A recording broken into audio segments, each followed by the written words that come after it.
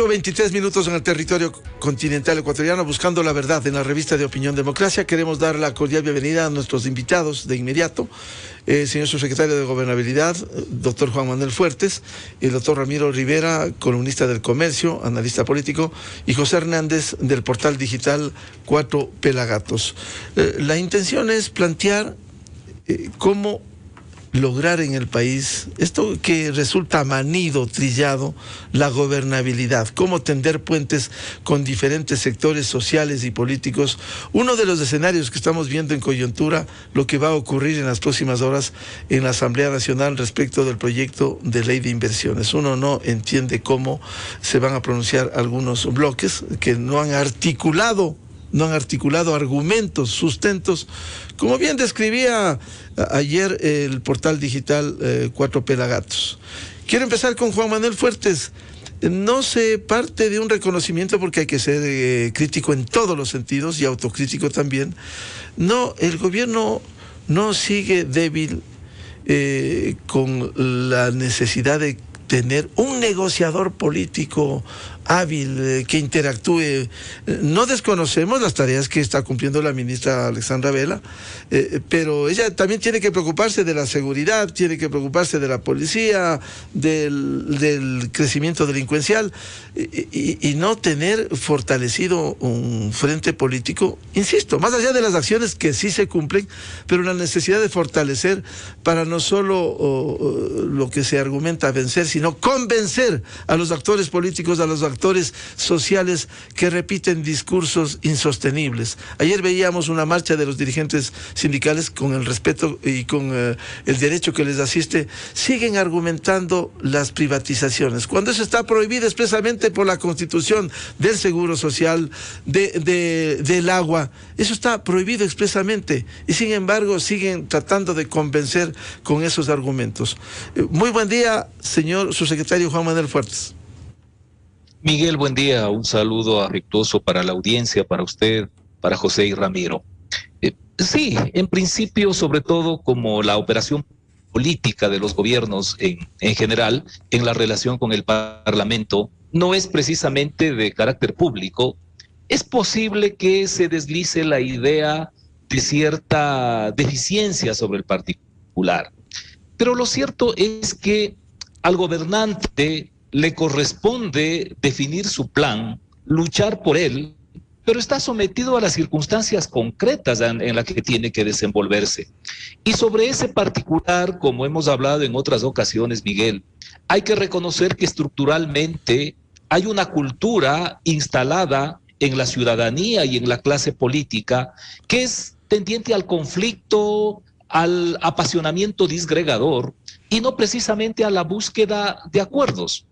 Pero por otro lado, todo lo que ha acontecido como secuela de lo que instaló el correísmo nos deja en una condición mucho más complicada para efectos de la negociación democrática, porque en la medida que prácticamente se han pulverizado las organizaciones políticas, el diálogo y la negociación política prácticamente tiene como interlocutores a todos los legisladores de una bancada, lo que termina resultando muy cuesta arriba para efectos de alcanzar los acuerdos que son imprescindibles. Y si a eso le suma que la proximidad de un evento electoral suele determinar que algunos sectores consideran que para colocarse en una posición expectante deben distanciarse del gobierno de turno, indudablemente tenemos un escenario de mucha complejidad para la operación política, y en la cual yo decía en una entrevista en algún medio de comunicación ayer, frente a una situación como la que estamos afrontando de cara a la discusión y aprobación de esta propuesta de ley, ya lo único que quedaría a quienes mantienen esas posiciones intransigentes es capturarles, torturarles y después pedir a la Asamblea que nos dé una amnistía, o tal vez con algún experto hacer un ejercicio de hipnosis grupal. Pero sabemos que eso sería una locura, no es legal, no es procedente, no es democrático. Hay que reconocer en consecuencia que más allá de la voluntad y la capacidad, hay limitaciones que nos imponen las circunstancias. ¿Cuáles serían esas limitaciones? Porque lo ideal en el país, cuando se habla de gobernabilidad, es diálogos con resultados. ¿Cómo lograr eso? Diálogos con resultados y acuerdos, que no sean lo que plantea el correísmo, la impunidad. ¿Cómo lograr esos acuerdos con resultados? Doctor Fuertes. Es muy complejo porque los incentivos que en la política existen para que los actores actúen de una o de otra manera están condicionados por una serie de factores. Lo óptimo sería que, independientemente de la legítima posición ideológica que puede llevar a la discrepancia, exista la voluntad de no quedarse en los dogmas, sino avanzar hacia puntos de encuentro. Y que por otro lado, tuviésemos la frontalidad de asumir que, por ejemplo, los espacios administrativos pueden ser elementos de gobernabilidad en la perspectiva de generar coaliciones de gobierno y no negociaciones escondidas en las que, a pesar de estar compartiendo espacios burocráticos, los actores políticos siguen jugando a estar alejados del gobierno y en determinadas circunstancias actúan en una posición y en otras en una distinta. Esto es complejo, es estructural, es coyuntural, pero ciertamente a este gobierno le ha tocado lidiar con una circunstancia bastante difícil, sobre todo si en perspectiva se tiene la voluntad de respetar los principios democráticos, de no incurrir en esquemas dictatoriales, ni tampoco de estar impulsando firmemente los camiones de la corrupción. Bienvenido a doctor Ramiro Rivera. ¿Cómo ve el momento político complejo, difícil, como se ha reconocido? ¿Cómo tender puentes con diferentes sectores sociales y políticos para lograr acuerdos, esos acuerdos transparentes que requiere el país para dar gobernabilidad, para darle viabilidad? Porque el fracaso del presidente actual pudiera ser el fracaso del país. Buen día. No, muy buenos días a usted, Miguel, a José y a Juan Manuel. A mí me pasa lo que con frecuencia a un ser humano le pasa. Dice, caramba, como que este momento ya lo viví, como que estas circunstancias ya pasé. Y este es un calvario que sufre el Ecuador de manera recurrente, con cada presidente, en cada momento, durante lo largo de su historia. Quizá la única excepción puede ser los 10 años del correísmo, no como una excepción virtuosa, sino porque con perversidad formularon un diseño del sistema electoral que les otorgó mayoría absoluta, o una trampa, es decir, lograron una enorme sobrerepresentación. Sacaban a duras penas el 40 o 50% de la votación y pasaban a ocupar el 70 y pico de la representación. Me parece que ese es un problema de fondo. Se dirá, pero demos una respuesta a la coyuntura, etcétera. Es que ese es el problema de los ecuatorianos. Cada vez patinamos en la misma coyuntura, cada vez culpamos a un tercero, cada vez cada uno tiene un discurso diferente, cuando el problema de fondo es el diseño institucional. O sea, tenemos un sistema presidencial con una aberrante dispersión, con un multipartidismo que nos acerca a los 300 partidos y movimientos. Esta es simplemente el laboratorio de la locura. Un código de la democracia que usted le premia con más porcentaje de votos y más dinero con el cuento de las alianzas, cuando aumenta la dispersión. Entonces, cualquier estudioso de la política, y no necesariamente el político, porque salvo pocas excepciones, el político ecuatoriano no se prepara, no conoce, no es riguroso. Máximo la proclama, el cliché, el dogma, la consigna, amarrados y encadenados al muro de Berlín, que ya desapareció.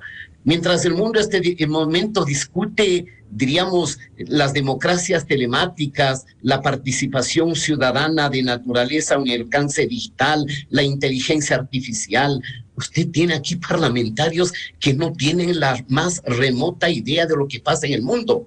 Y además les importa un bledo, porque están para otra cosa. no llegaron para trabajar, salvo, digo, pequeñísimas excepciones. Entonces, si este problema de diseño institucional no lo resolvemos, este drama lo volveremos a vivir los próximos meses, el próximo presidente y los que vengan en el futuro. Por eso me parece, aunque me salga del tema de la coyuntura de la aldea doméstica de este momento, el único que podría liderar una plataforma programática de reforma institucional para mejorar la gobernabilidad en el futuro y que recoja las iniciativas de varios sectores, no es otro sino que el presidente Lasso. Porque es el único que puede, sufriendo en carne propia el problema de la ingobernabilidad, hacer un diseño hacia el futuro. Los bolivianos tenían un esquema que los funcionó, me parece, durante 3 o 4 presidencialismos, que era, había una segunda vuelta. En la segunda vuelta no iba al voto ciudadano, lo decidía el Parlamento quién era el presidente, y ese presidente gestionaba la acción de gobierno con los partidos que lo habían coauspiciado en el Parlamento.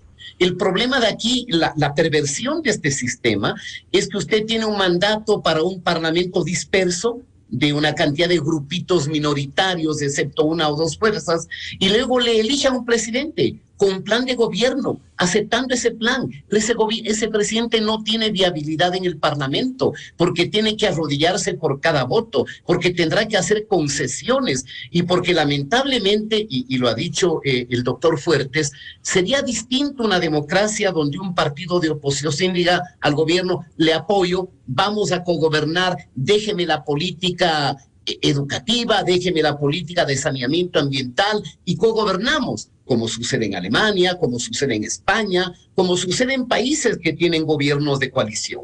Aquí el problema es que son pocos los que quieren políticas, el resto quiere, ¿cuánto hay?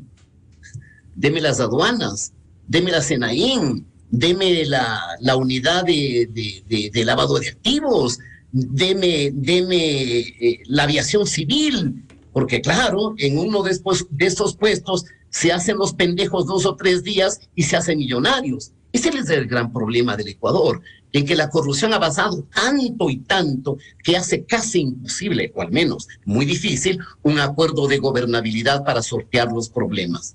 Lo que sucede en el Ecuador es espantoso. O sea, legisladores de izquierda democrática que cuando tenía una alcaldía en Quito saben lo que es la delegación al sector privado, caso el aeropuerto, ahora no, la privatización, Dios mío, los empresarios, el capital. Esa es la tragedia del Ecuador. Cada partido que no llega al gobierno sataniza al Fondo Monetario, pero cuando está en el gobierno está condenado a negociar con el Fondo Monetario. U otros que satanizan al Fondo Monetario porque le prestan a 30 años, con 5 años de gracia al 2% y prefieren a la China a 10 años, 8% de interés, petróleo, sobreprecios y corrupción. Esa es la tragedia del Ecuador. ¿Cómo cambiar esto, doctor Ramiro Rivera? Porque hay que empezar, no vamos a seguir en estas condiciones hasta cuándo y cómo salimos de esto. No será de la noche a la mañana. A mí me parece que el problema no es solamente de un operador político, como con frecuencia escucho, como que alguien va a hacer los milagros. En la política es posible lo posible, y no es posible lo que realmente no se puede hacer. Pero aquí me parece que al gobierno sí le ha faltado tiene algunas debilidades, ¿no? Un mensaje débil, el presidente a veces se lo ve muy solitario, parecería que falta un equipo, un diseño estratégico y poner por encima de la mesa los temas, decirle al país. Por ejemplo, me parece que la declaración del doctor Fuertes sobre este intento conspirativo del señor Issa le sirvió mucho al país porque lo desnudó. ¿Cómo en un país donde nadie está pensando en la privatización del agua, este caballero anda recorriendo todas las comunidades con mucho dinero? Y nadie se pregunta de dónde tiene tanto dinero, porque el dinero no cae del suelo, hay que trabajar para parar la olla, como se dice. Y eso hizo que la manifestación del señor Issa sea fallida. El presidente hizo un acto formidable sobre el agua, sobre el bien del agua, la prioridad del agua en una comunidad indígena de Cotopaxi, pero muy poca resonancia. O sea, hay muy pocas voces, hay mucho silencio. Como que hay mucha gente que se esconde y me da la impresión que le dejan al presidente para que se sobreexponga cuando se supone cuando se supone que los que están sometidos al desgaste, al término de una gestión, a la remoción, a una sustitución o a una alternancia, son los ministros, los miembros del gabinete. El presidente es el que debe preservar la credibilidad y la legitimidad. Me parece que hay que conversar más con opinión pública. Hay que hacer una mayor pedagogía de comunicación política con los ciudadanos, porque los ciudadanos sí entienden lo que conviene y lo que no conviene. Y los ciudadanos advierten que muchos parlamentarios no ven el interés nacional, ven su propio acomodo. Hay una visión utilitarista, por no decir una dinámica y una dialéctica de corrupción. Bienvenido a José Hernández del portal digital Cuatro Pelagatos. ¿Cómo lograr esta pedagogía? ¿Cómo cambiar este panorama complejo, difícil, cuando no hay espacios para unos acuerdos transparentes en beneficio del país? Buen día, José. Buenos días, Miguel. Buenos días también a Juan Manuel y a Ramiro y a toda la audiencia, y gracias por la invitación. Miguel, solo hago un punto de diagnóstico para solamente poder avanzar, porque me parece que el país, los diagnósticos ya está ahito de diagnósticos, y me parece que ese es el gran problema también de la clase política, que en vez de hacer visionarios y de ser gente que indique la ruta, se convierten en sociólogos de su propia gestión, y eso me parece que es malo para el país y malo para un gobierno.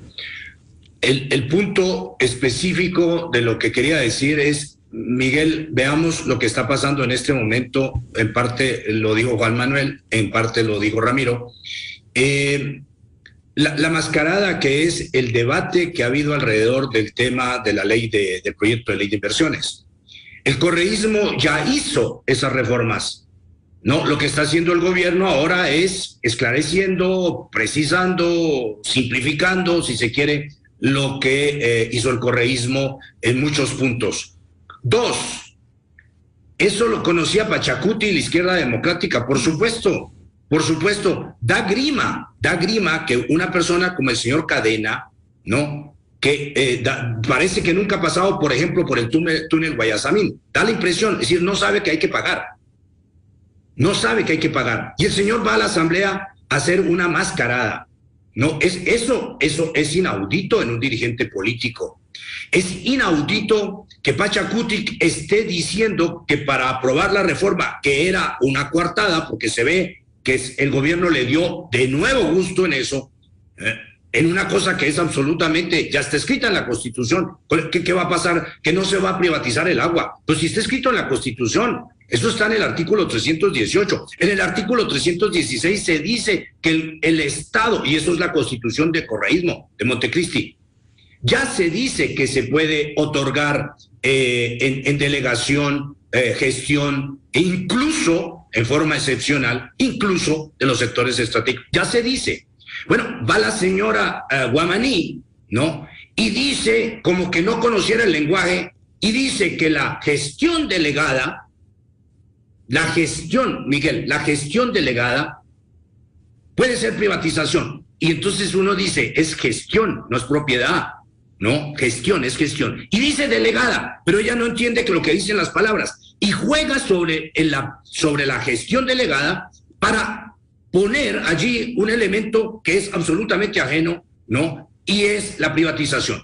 Y tú tienes en el país, Miguel, un país que va con todos estos amigos sindicalistas, ¿no?, que se quedaron en el muro de Berlín, ¿no? Para ellos no se ha caído.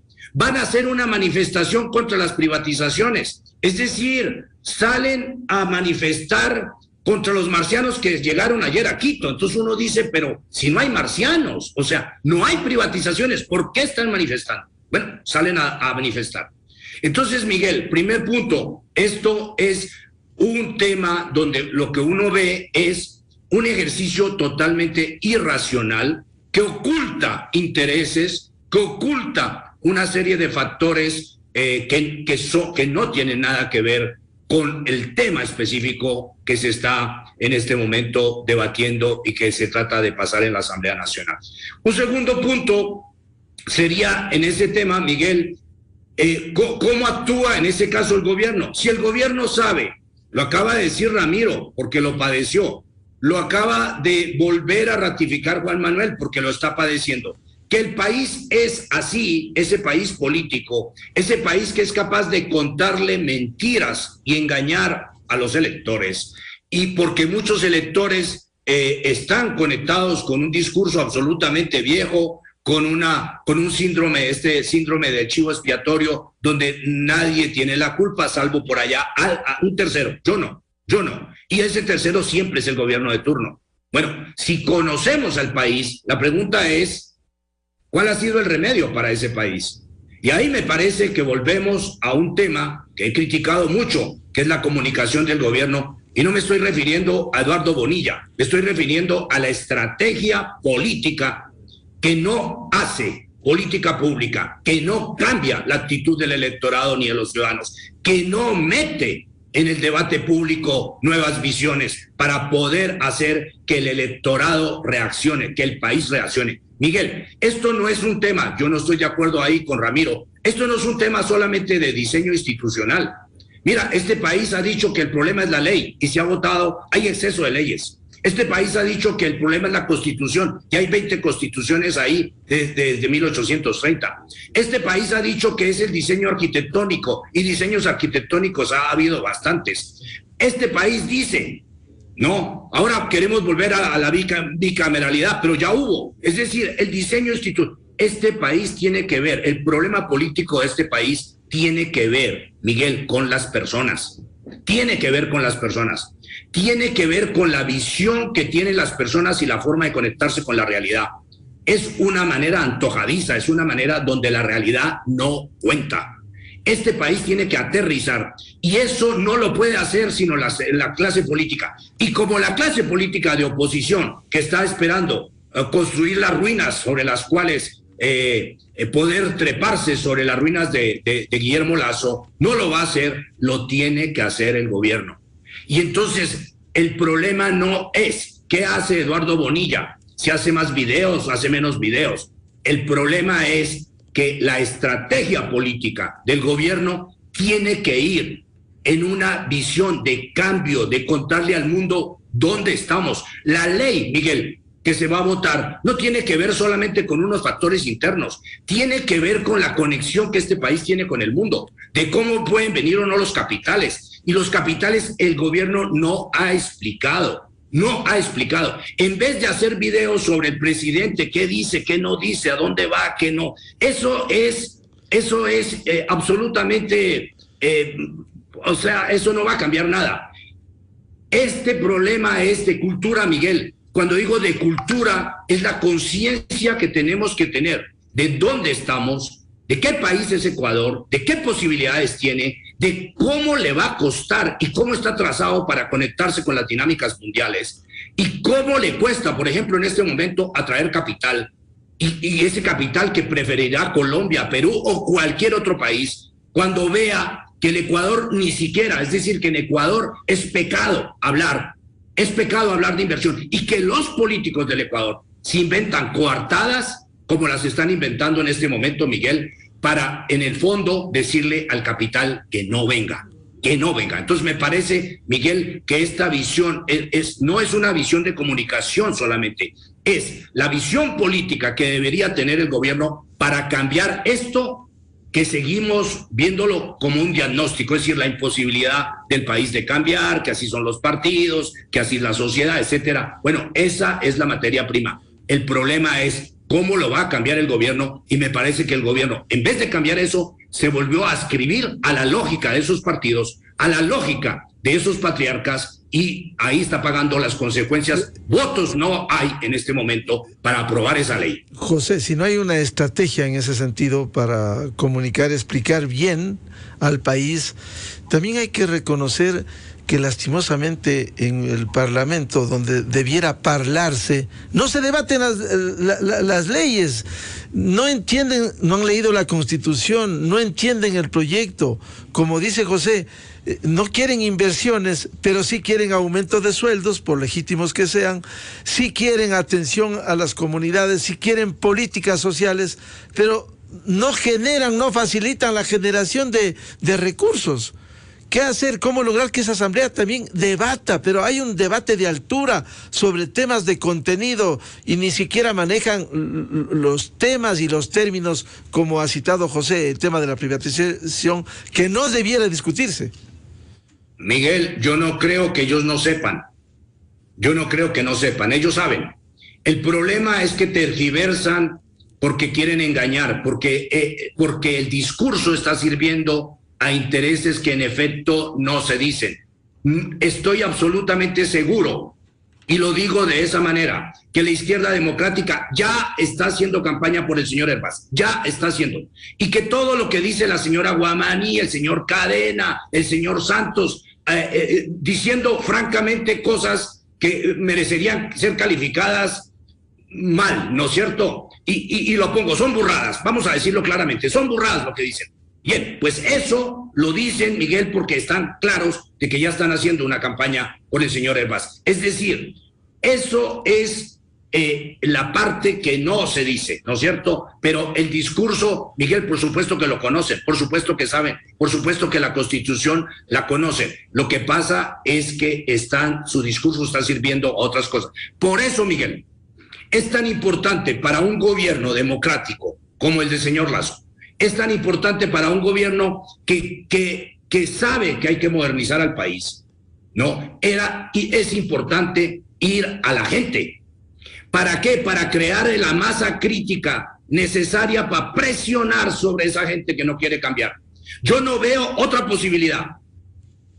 Eso tenía que haber hecho el gobierno. Y el gobierno sigue reuniéndose con ellos, que lo haga. Ese es su trabajo. Pero ahí no está el tema, porque ellos saben, Miguel. Mire lo que pasó con Pachacuti. Pidió el tema del agua.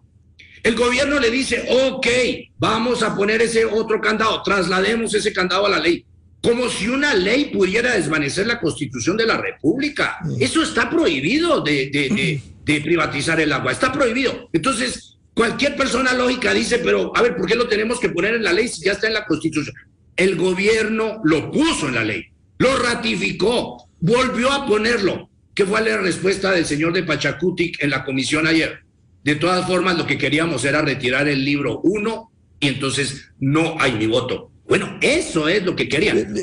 Si se retira el libro 1, Miguel, desaparece la ley, pues. Es que la ley está en el libro 1, las dos otras partes son sobre un tema digital, hay 3, 4 páginas en la ley. Es decir, en el fondo, José, no quieren que se apruebe el proyecto de ley de inversiones. Ahora una cosa. Por supuesto que no quieren, José, por supuesto. Cuando dice José que está en campaña el señor Hervás, ¿acaso no es irresponsable campaña para el 2025 o campaña para una supuesta muerte cruzada para la que estarían trabajando por debajo? No es que estén trabajando, ellos no la querían. Pero por si acaso, Miguel, por si acaso. Pero un político por si acaso, qué terrible, ¿no? Pero es que así es la política. Aquí por si acaso no es el interés del país. No es mirar. Y mira, solo concluyo con esto. El señor Hervás, no, cojamos ese caso. No es el único, por supuesto, porque estamos hablando de que si no hay los votos, ellos tienen 15. O sea, es importante, son importantes sus votos, pero no son todos. Bueno, entonces, Miguel, una persona como el señor Hervás, si tuviera una visión de largo plazo para el país, si pensara como dijo Ramiro habló de toda esta sociedad de transformación numérica, todo el tema digital, es decir, en eso anda el mundo. Bueno, si tuviera esa visión de por qué es importante cambiar esto en el Ecuador, porque en un momento dado él legítimamente puede aspirar a la presidencia de la República. Bueno, ¿cuál sería su interés? Pues que el país se vaya mejorando ahorita. ¿Por qué? Porque cuando él reciba al país, si es que el país lo elige, encontraría mejores condiciones y el país, en vez de estos diagnósticos eternos, ya hubiera avanzado en puntos. Pero es tan chato el análisis de la izquierda democrática, es tan absurdo, es tan poco histórico, es tan poco visionario, que prefieren trabajar para que el país, no el gobierno de Lasso, el país no tenga reformas que son definitivas para ponerlo en la vía de la modernización y conectarlo con el mundo. Son tan chatos, Miguel, que no lo van a hacer. Por eso, reitero, el presidente de la República, el gobierno, o sea, tiene que discutir con esta gente, conoce cuáles son las consecuencias de llegar a esos acuerdos. Que los tenga que probar, que tenga que hacerlo. Sí, están probando que no es el problema de apertura del gobierno, no es el problema ni siquiera del contenido de la ley. Entonces, Miguel, volvemos al bloqueo, porque estos personajes, estos políticos, son los que tienen bloqueado al país. El gobierno lo sabía, el señor Lasso lo sabía antes de llegar al poder, y sin embargo no ha encontrado los mecanismos para poder hablarle al país, hacerle entender que tiene que presionar para que esas reformas se hagan, no porque las pone Lasso, sino porque el país las necesita. Doctor Juan Manuel Fuertes, frente a estos señalamientos que ha hecho tanto Ramiro Rivera cuanto José Hernández, ¿cómo lograr una estrategia para que el país se entere adecuadamente de las necesidades? El gobierno es de turno, pero el país queda. ¿Cómo lograr estas inversiones que va a beneficiar a esos propios sectores sociales y no la oposición en la asamblea que no termina de entender? José ha dicho, aquí hay otra agenda, una agenda oculta que no quieren, a pesar de que entienden, no quieren. ¿Cómo lograr que esta asamblea debata? Dejan para el último día, cuando se cumple hoy, los 30 días que manda la Constitución en un proyecto urgente en materia económica, dejan para el último día, seguramente no habrá debate. ¿Cómo lograr que el país vea un debate de altura, que el gobierno posicione los puntos para beneficio del país? Por favor, el audio. Decía que en función de los planteamientos que han formulado tanto José como Ramiro, es evidente que lo que acontece con este debate sobre la ley de inversiones no es sino parte de la punta de un iceberg, de tal modo que es sobre todo lo demás que también tenemos que referirnos y analizar. Y yo coincido plenamente que hay un sobrediagnóstico disperso, no sistematizado, pero además a lo sumo, entre determinados grupos, lo que se llega es a un acuerdo temático, pero no hay mentalidad estratégica. Me parece que este también es otro problema estructural que tiene el país, que se tiene eventualmente coincidencia o claridad sobre a dónde se quiere ir, pero no tenemos capacidad de diseñar el cómo tenemos que actuar para conseguir ese hacia dónde queremos ir. Y en eso, con mentalidad autocrítica y con permeabilidad a la crítica, hay que aceptar los cuestionamientos que están formulando los dos contertulios respecto de la actuación del gobierno.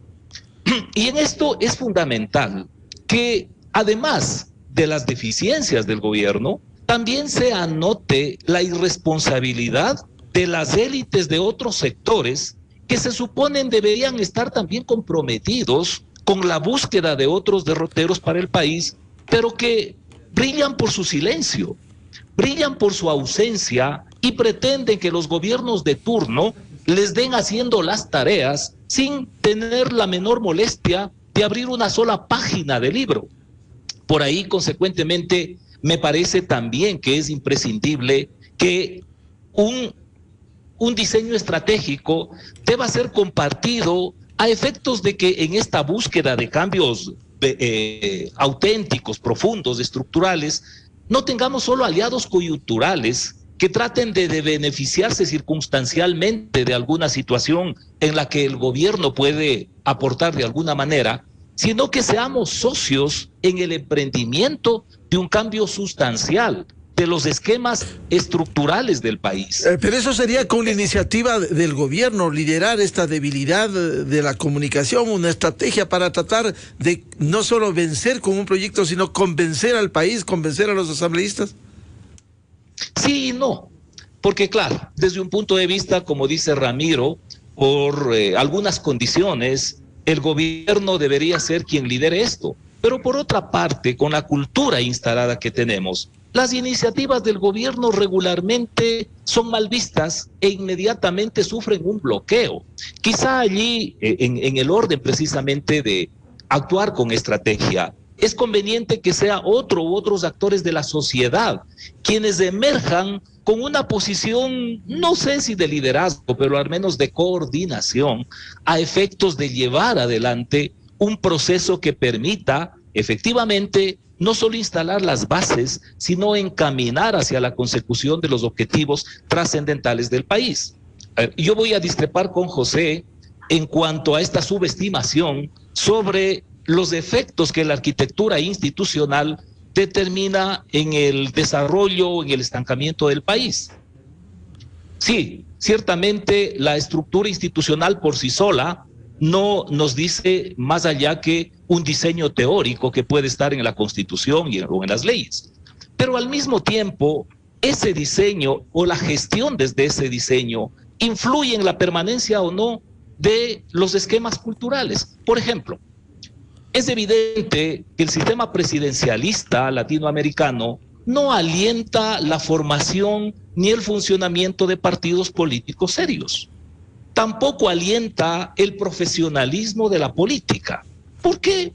No es imprescindible tener un sentido colaborativo con otras organizaciones para ejercer el gobierno. Claro, Juan Manuel decía, aquí hay un problema de las élites también, claro que es así, élites políticas, económicas, de gremios, pero también el gobierno de turno que debería liderar ese proceso e invocar al resto de sectores y no dejar o delegar a que ellos también se empoderen de esto.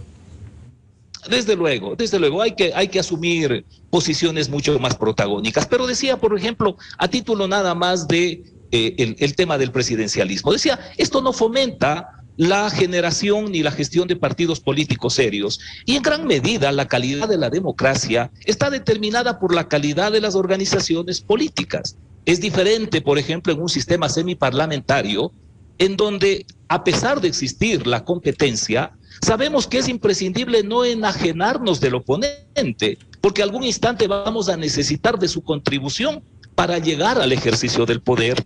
Y en ese ejercicio del poder, evidentemente hay la necesidad de generar coaliciones de gobierno.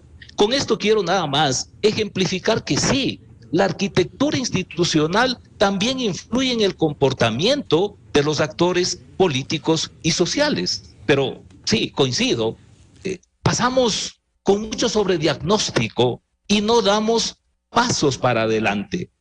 Por otro lado, el que con estas reglas de juego que instaló el correísmo para permitir la vigencia del partido único antiliberal y hacer una suerte de mofa opositora, propiciando reglas de juego para una dispersión de las organizaciones políticas, no existen condiciones para tener un proyecto de nación, porque no es posible que con tanto movimiento parroquial se esté pensando en un proyecto nacional.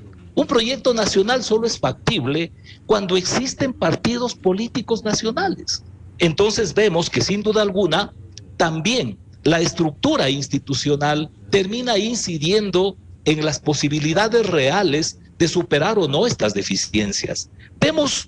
Nos quejamos, deploramos de la calidad deplorable del debate político, pero con estas caricaturas de organizaciones políticas que no cumplen otro rol que no sea el de presentar candidatos en procesos electorales. Es obvio que no solo vamos a tener esta clase de políticos, sino que seguramente habrá un deterioro adicional y repetir episodios como lo que hoy pasa en la ley de inversiones, donde allí creo, José, que sí, existe gente que hipócritamente juega a no saber de lo que se está hablando, pero creo que otros, dicho con todo respeto, actúan desde la más absoluta ignorancia y no quieren aceptar además que pueden estar equivocados.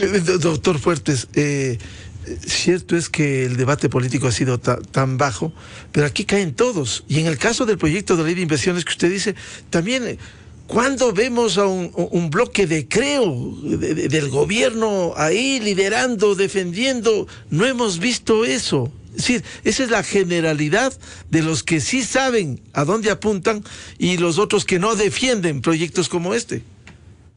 Decía hace un momento que sería insensato no tener apertura para la crítica y lo que han formulado en términos de cuestionamientos sobre la actuación desde el gobierno. tanto José como Ramiro, sin lugar a dudas es absolutamente evidente y debe conducir al gobierno a tomar los correctivos que permitan la gestión desde otra perspectiva, con otra lógica y con otra dinámica. Doctor Ramiro Rivera, en estas condiciones al final resulta difícil lograr acuerdos coyunturales de país, mirando al Ecuador de 5, 10, 15 años, cuando estamos entrampados en un proyecto que debe definirse hoy como el de inversiones. Ecuador se parece al vehículo que está patinando en el mismo fango años y años, décadas y décadas. Y quien conduce o quienes están en el vehículo son incapaces de entenderse o de ponerse de acuerdo de cómo se saca el vehículo en el fango. Porque para unos es problema del que conduce el vehículo. Y esos unos lo que quieren es que fracase el que conduce el vehículo, porque mañana tienen la esperanza de ellos conducir. Pero cuando a ellos les toca conducir, igual siguen atrapados en el fango. Yo no sé si trayendo la idea pertinente y obviamente aceptada de José, si es un problema cultural insoluble. No sé si así somos. No sé si eso da la tierra y punto. Yo les doy dos anécdotas. Allá por los 90, las últimas décadas, toda la clase dirigente ecuatoriana creía que había que construir la paz. Y en privado, líderes de arriba y abajo decían hay que ir a la paz. Pero no podemos decirle públicamente. Dios mío, ¿qué nos va a pasar si decimos que el protocolo de Río de Janeiro es legal? Vamos a pasar a ser condenados. Entonces, a pesar que creemos que hay que hacer la paz, vamos a decir que no se haga la paz. Vamos a ser cada uno el más patriota que otros. Unos pedían la herida abierta, otros la sangre entera, otros la intervención del Papa, y todos sabían que nada era viable. Así fue. Y aún quienes votaron por la paz en el Parlamento en el 98, luego renegaban de la misma. Un segundo ejemplo. La economía ecuatoriana 80 y 90 ya era una economía de facto dolarizada. El 95% de todas las transacciones se hacía en dólares. Pero cuando alguien planteaba la dolarización o cuando el presidente de ese entonces tomó la decisión vital, salieron la soberanía monetaria, la independencia del país, pasamos a depender del imperialismo norteamericano. Y si no hubiese sido por la dolarización, este Ecuador se habría ido al cuerno. Y ahora probablemente el tema que reúne la más grande mayoría, por no decir unanimidad, es la preservación de la paz. Un tercer ejemplo. El IVA del Ecuador era de los más bajos de América Latina, 10%. Cuando nos toca en el Parlamento y estuvimos con Juan Manuel, se abogaba por el 14%, que aún así no se acercaba a la media de América Latina. Todos en privado aceptaban que era cierto, pero nos decían, pero comprende, no puedo decir públicamente porque sería impopular, porque si digo que se incremente el IVA, mañana no voy a ser reelecto diputado y mi amiguito no va a ser candidato a la presidencia. El problema de la clase dirigente ecuatoriana, que es un problema sin duda de naturaleza política, que tiene que ver con toda América Latina y por eso se explica el caos y la ingobernabilidad de América Latina, es que tenemos un enorme desdoblamiento, tenemos una lógica de inautenticidad. O sea, ya hemos dado ejemplos. Izquierda Democrática concesionó una vía que sale a Cumbayá y todos sabemos que tenemos que pagar. Todo el mundo sabe que para ir a Guayabamba, a Pedro Moncayo o a Cayambe hay que pagar un peaje cada 50 kilómetros. Y no hay problema.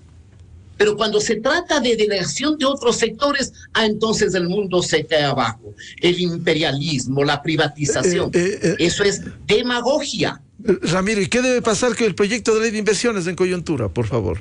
Cuando no se ha debatido bien y ahí incluso el bloque de Creo no ha contribuido a la defensa de eso. ¿Quién sabe? De pronto sale por un milagro con la diferencia de 1 o 2 votos. De lo que yo entiendo, el presidente ha hecho un enorme esfuerzo de persuasión casi directo con algunos bloques, entiendo. Usted tiene el apoyo ahí del Partido Social Cristiano, que tampoco estuvo en la aventura del correísmo para crear el pánico y la destitución del presidente, que tampoco estuvo en las amnistías. No pongamos a todos en el mismo saco de los descalificados. En eso estoy de acuerdo yo con Juan Manuel Fuertes. Y si se niega el proyecto, entonces significa que no tiene viabilidad nada.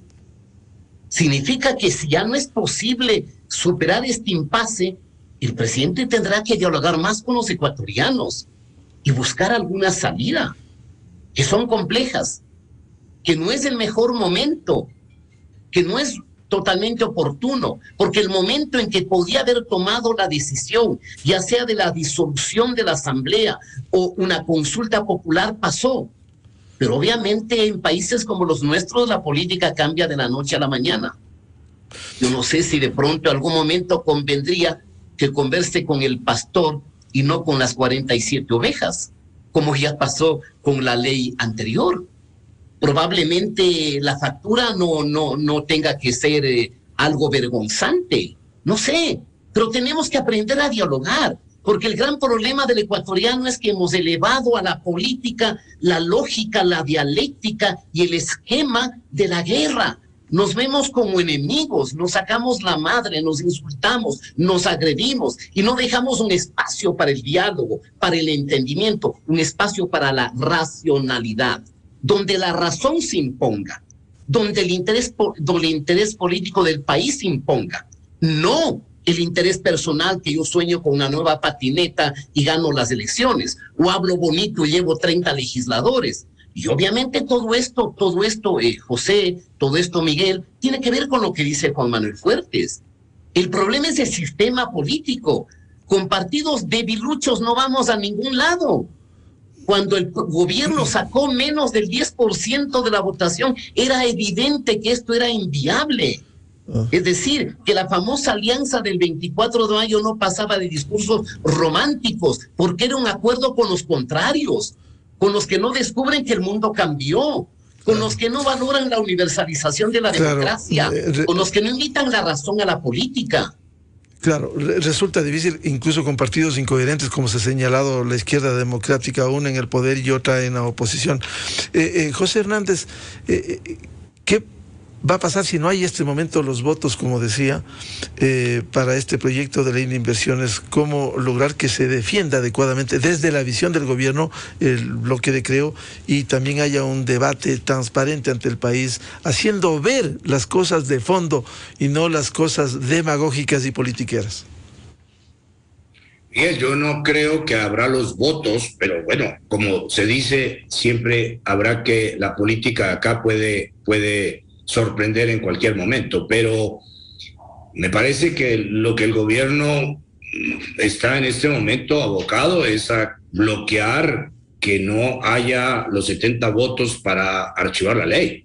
Y entonces lo que veríamos eventualmente es que la ley pase por el Ministerio de la Ley. Eso me parece que ese sería prácticamente en este momento el único escenario, digámoslo, positivo para el país en este caso. Y me parece, Miguel, no es que yo subestime, como dijo Juan Manuel, yo no subestimo absolutamente ni la arquitectura, ni la ley, ni la constitución, ni todas esas herramientas. Estoy diciendo que esos son como, digamos, puertas de salida de urgencia que ha usado el país sin resolver los problemas, y que ahí no está la solución del problema. Me parece que en el fondo, si hubiese voluntad de acuerdo en el país, si hubiese visión de la sociedad política de qué quiere hacer con el Ecuador y cómo hacerlo, cómo ir lentamente encontrando y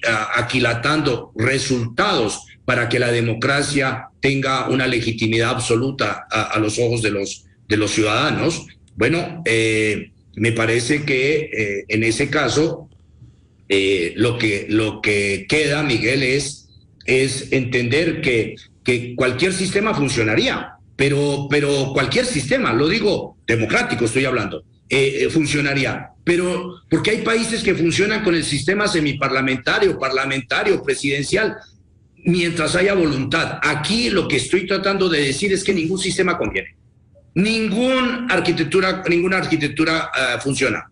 Ninguna constitución está bien. O sea, todo siempre está mal. ¿Por qué? Porque en la base aquellas personas que quieren acordar, pues no están absolutamente conscientes de que quieren acordar y que quieren definitivamente llevar el país para algún lado. Segundo, el tema cultural del cual hablaba Ramiro. A mí me parece que ese es el tema esencial. Por eso, el país no se arregla, Miguel, no se arregla. Soy absolutamente concreto en eso. No se va a arreglar por los mecanismos que involucren a la clase política como está, ¿no? Y no generalizo. Hay gente en el país que se conduele, hay políticos que se conduelen. En Creo hay gente, Miguel, que ha hecho una defensa absolutamente clara del proyecto de gobierno, pero que en efecto la Asamblea, los otros grupos no escuchan. Pero lo que ahí hay es un tema de que si esto no funciona, se requiere un tema absolutamente visionario. Y ese tema visionario requiere que esa persona, que no puede ser otra en este momento que el presidente y el gobierno nacional, implementen esa visión y que la cuenten. Y me parece que ahí hay un tema disruptivo, Miguel.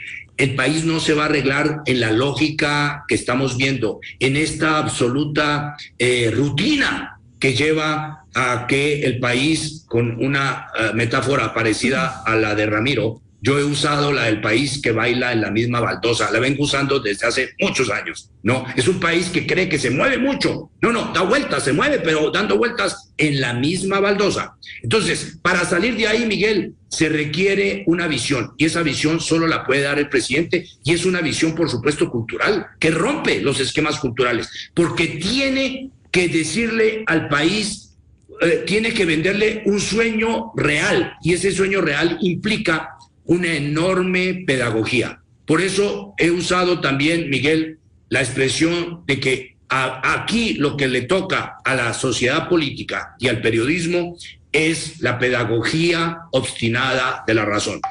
Tenemos que hacerlo. Tenemos que hacerlo. Y eso solamente se logra con una explicación muy grande, Miguel. Y si el presidente de la República no la da, no la lidera, por eso no creo en lo que Juan Manuel dijo. Juan Manuel dijo que terceros, que otros, porque al gobierno no le creen. Ese es el problema. Tienen que creerle al presidente. ¿Por qué? Porque la gente no es tonta. La gente sabe que si alguien le dice la verdad, porque eso es estamos hablando de eso, es decirle la verdad al país. ¿Quién lo puede hacer? Con soltura, con credibilidad, con capacidad de decirle que si le cuenta la verdad, no es para contarle solamente la verdad, sino para invitarlo a salir de donde estamos, irnos a otro lado en forma conjunta y crear una masa crítica contra los patriarcas de la política que quieren mantener el statu quo porque ahí logran y tienen, ahí de eso depende su poder. Entonces, Miguel, no puede ser otro, tiene que ser el presidente. Que se desgaste, no se desgasta, porque lo que está vendiendo es un sueño, lo que está vendiendo, diciéndole al país es, señores, esta es la realidad, pero no es para que nos conformemos, no es para hacer la pedagogía de la resignación, es para decirles, así estamos, pero vamos a esto, y tiene que vender al presidente de la República eso. Yo soy crítico en eso del gobierno nacional, porque creo que no ha logrado hablar, Miguel, de la lucha contra la delincuencia, de la lucha por el empleo, pero no ha vendido un sueño. Decirle al país que tenemos que tener empleo, por supuesto, que tiene que ser un país de las oportunidades, por supuesto. ¿Cómo? ¿Cómo movilizamos a todos en el país en forma transversal? ¿Cómo incluimos a todo el país? Y como esos son objetivos, Miguel, que solo se van a lograr a mediano plazo, lo que tiene que haber es proyectos que unifiquen al país en sueños que sean absolutamente de resultados inmediatos. Y yo ahí puedo dar ejemplos, pero creo, Miguel, que si el presidente no hace eso, de explicar y de vender de decirle la verdad al país y con eso movilizarlo para decirle, estamos aquí, pero queremos ir allá, vayamos juntos y que se diga cómo, con fechas, con plazos, con invitaciones, poniendo a la clase política ante su propio bloqueo, haciendo que el país entienda que son esos políticos que hoy no van a votar por la reforma de la ley de inversiones, son esos políticos los que tienen otras agendas que no son ni las urgencias ni la transformación del país. Bien, muchas gracias por aportar a este debate en el fondo sobre la necesidad de gobernabilidad en Ecuador, de acuerdos transparentes y lo que va a pasar este jueves sobre el proyecto de ley de inversiones. Muchas gracias al señor subsecretario Juan Manuel Fuertes, al doctor Ramiro Rivera y a José Hernández de Cuatro Pelagatos. Muy buen día. Muchas gracias. Gracias, buen día a todos. Queda este gran desafío. Veamos, ojalá el país pueda sonreír frente a la necesidad de encontrar soluciones, resultados y no más politiquería. Con esto cerramos la revista de Opinión Democracia. Les agradecemos por dispensarnos con su amable sintonía y seguimiento. Les recomendamos, ya viene en Exa, el show de la papaya.